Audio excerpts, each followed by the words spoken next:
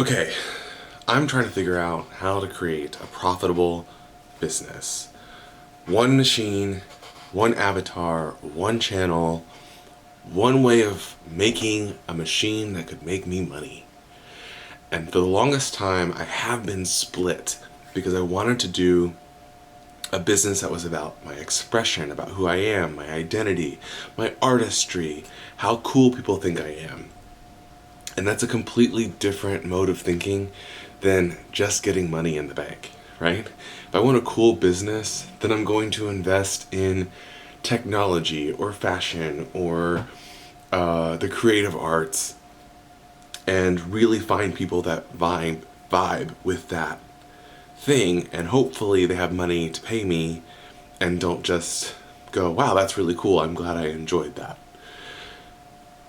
On the other side, if I'm looking at just making profit, I might buy a laundromat or sell one, sell a toothbrush or sell, I don't know, some service. Right now, I'm in like a service-based business, which I can only sell as much as I can provide without burning myself out. And there's a lot to burn out because I barely know what I'm doing. I gotta figure that out. I gotta, like, this camera's not even focused, completely lit correctly. Like, you're seeing more of my bathroom than you are of me. So, but I gotta get my hair done before I even start this thing. And the idea is coming now. So I'm honoring the idea. I'm putting it down here. I was thinking about, like, what if I made a course about taking courses? What if that was on the school community?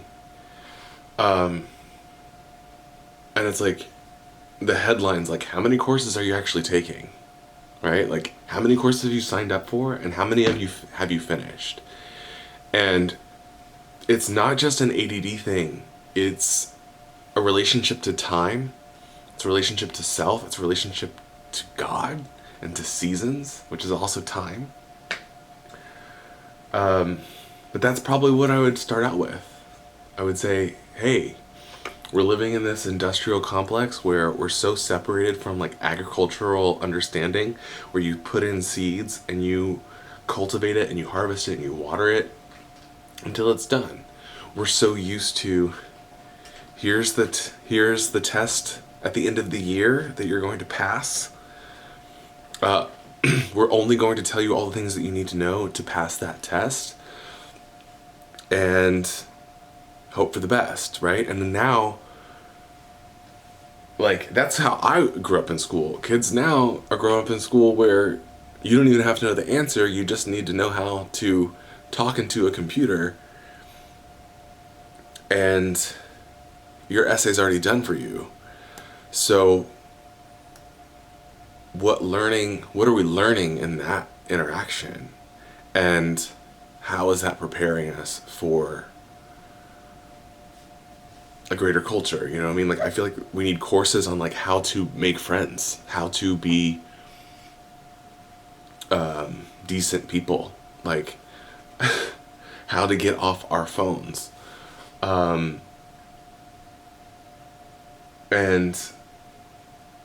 And I know that because, like, there's been like, I remember this, like, it seemed like every podcaster was talking about meditation, and it's not just this, like, it's not just a spiritual thing. It's, we're not used to living in this environment that we've created for ourselves.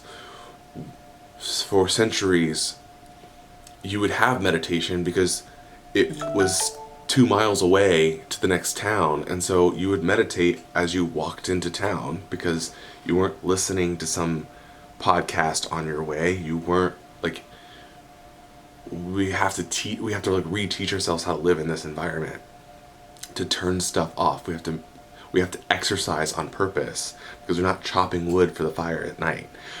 It's not survival mode, right? It's a different type of survival. And like we have to, it's just so, I mean, I don't know if that's even a product that I would need to do. Like, but I would want that like I would like, how can I actually take all the courses that I want to take? How can I actually learn all the things that I think I need to learn? Which ones do I prioritize? How do I make sense of all the information that's coming at me? Where do I understand myself? So that I'm, because here's the thing too, everybody who's teaching you something, they're teaching you based off of the way they learned it. And you're a different person than them. You have a different understanding of the world. You have different strengths, different weaknesses. So some things that like may have come really hard for that person is what they're stressing, but what that was hard for them might be really easy for you, and then you're straining where you don't need to strain. Does that make sense? So I would map out, we'd have to like map out where our strengths are, understand where we are in the environment and what stories have been created or what habits have been created about time, about effort, that only mean something because we live in like this technology, information, attention seeking age. And you know, what's something from our sort of like from our ancestors or from people of the past that we need to remember.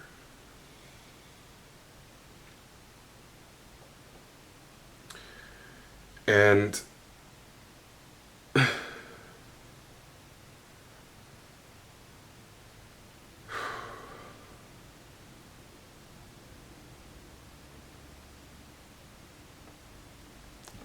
deep in thought, found, I don't know, I don't, like, am I coaching people individually? Am I coaching people as a group? Am I coaching at all? Am I creating a course? Like another course for you to sign up for. But this course is better because it teaches you how to take other courses.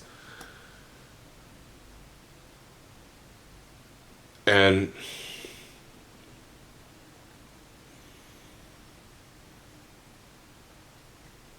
I think this might come up.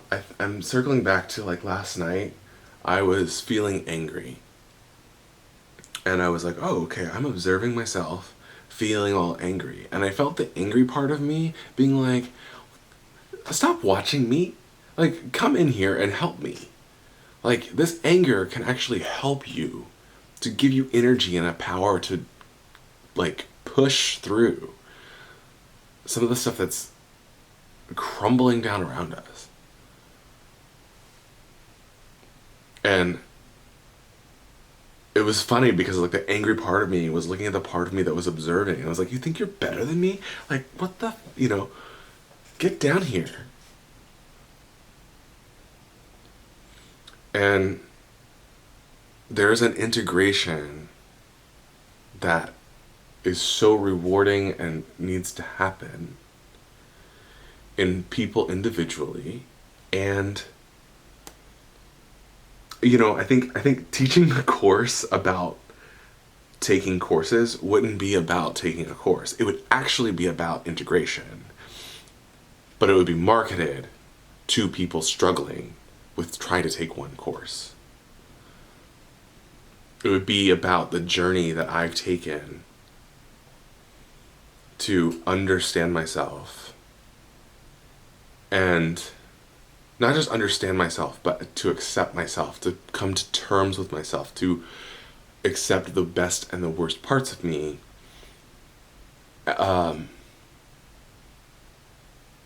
and understand where those limits are of like what I'm going to control and what I'm not going to control, what's going to change, what's never going to change.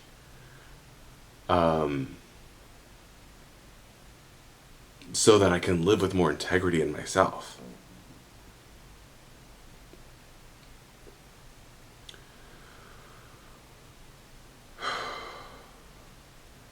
Because I think somebody who's wanting to finish a course isn't just trying to learn Spanish or guitar or calligraphy or real estate. We're trying to come back to the part of ourselves that we know exists that we've otherwise not given ourselves permission to explore. And when we don't explore that part, we run to detrimental relationships. We run to addictions. We run to repression and judgment. Because if I'm not allowed to explore my best self, how dare you think you can do it? And it's a subconscious battle. So you could do all that. Or you could start giving room for freedom, for joy, for love, for self-expression, for self-acceptance, and learn how to work with yourself and parent yourself, embracing your fears, and not just like, oh, like being afraid of time, being afraid of money, being afraid of success, being afraid of the people that love you. These are all things that I have felt and have allowed, not just felt, but allowed to dictate the decisions that I make on a daily basis that have so far kept me broke.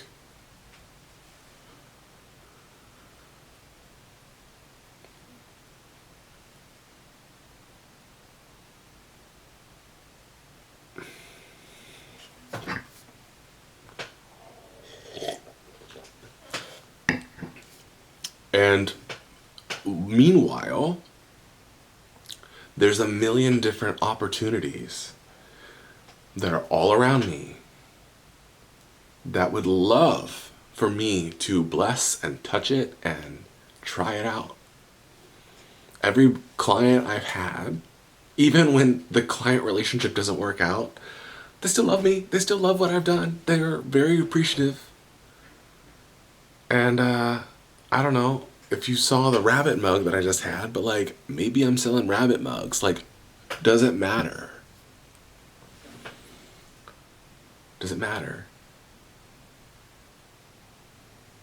If I'm selling rabbit mugs to one type of person on one channel and I'm making a profit, and that profit allows me to go on that full expression,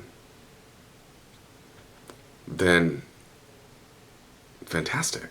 But if I just use it as an excuse,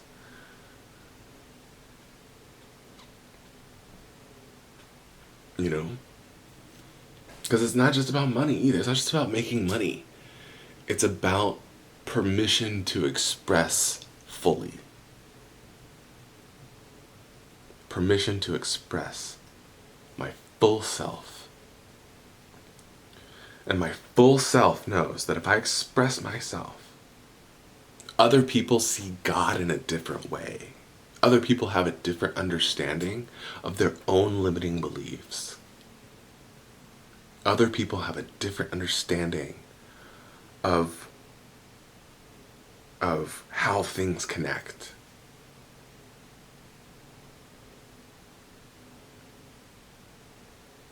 And I am limiting the world by limiting my expression. Because I have some other thing that, well, money produces conflict, or money produces, having a want produces conflict. That's not true.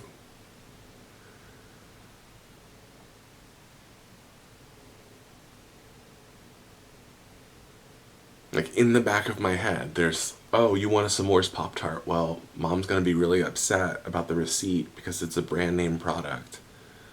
And they're gonna have an argument in the car, and you're gonna be captive as they argue on the way to church about how much money was spent. And and there was more on that bill. There was more on that receipt than the s'mores Pop-Tarts. But that's what I asked for. And so I feel guilty about it.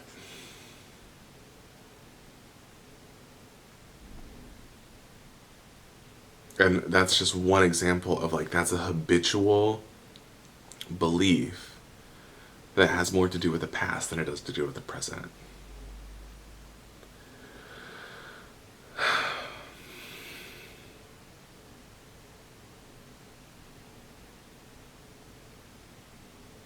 So, question for me is, what do I want? What's that thing that I'm wanting, like a s'mores Pop-Tart? And is the thing that's saying you can't have that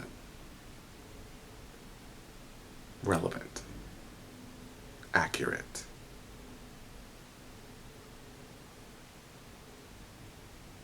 Or does it just feel like a big adult parent who's yelling about me?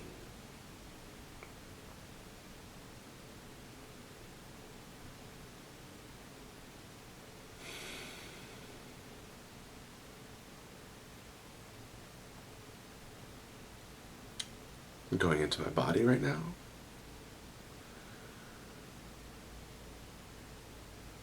I'm seeing the distance that I put between myself and this feeling. And I'm feeling some heat and tingling in the front of my body as it's coming closer.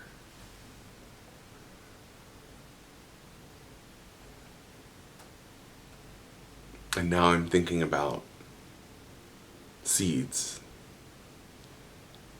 and how you can plant one seed and it can produce 100 seeds from that one seed.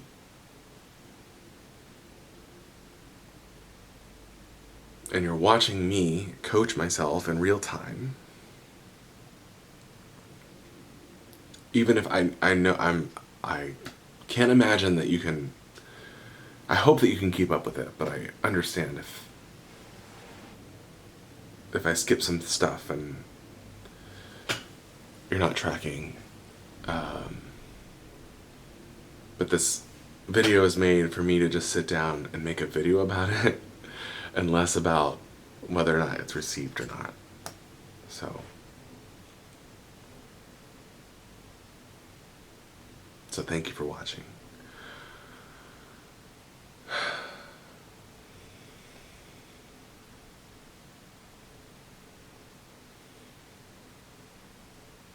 Yeah, so much of my life is about being received.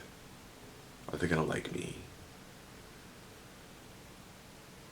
And can I perform well enough for them to invite me back?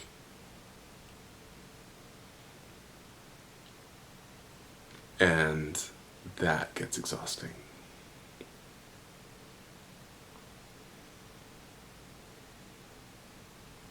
It can be fun. It can be a game. But I think there does have to be a distinction between when you're meeting your needs and when you're expressing yourself. So, am I building a business to meet my needs? Or am I building a business to meet my... Really, I mean, expression is a need. Significance is a need.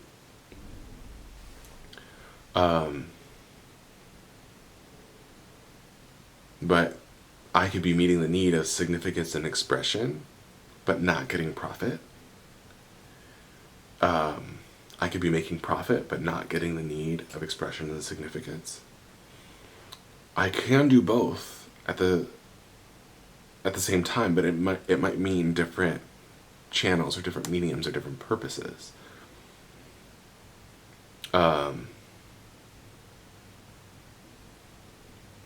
And that's okay.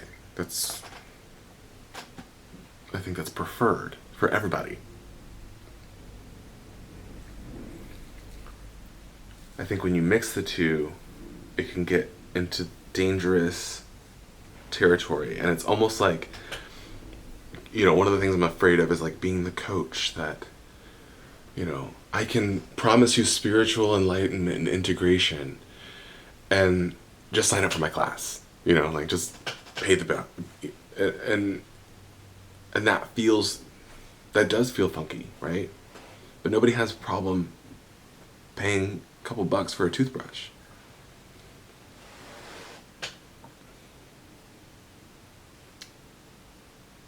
And there's plenty of expression in creating the ads and creating the product and that as well. So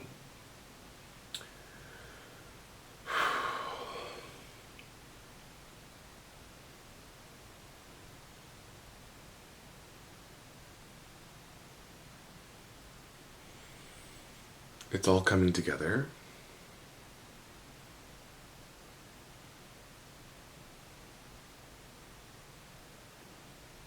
This is a part of the process.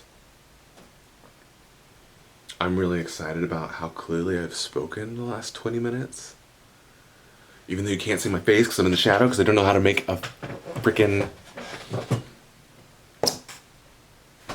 I just had to go, I just had to put it in.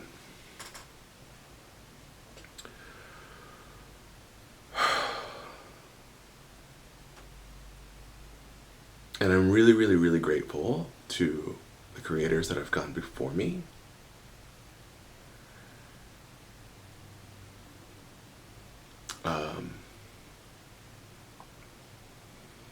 The entrepreneurs that have gone before me.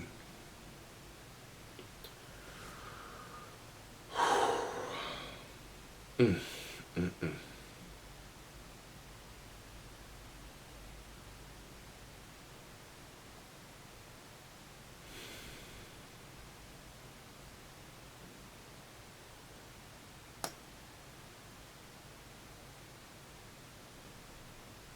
Yeah. Okay. Thanks.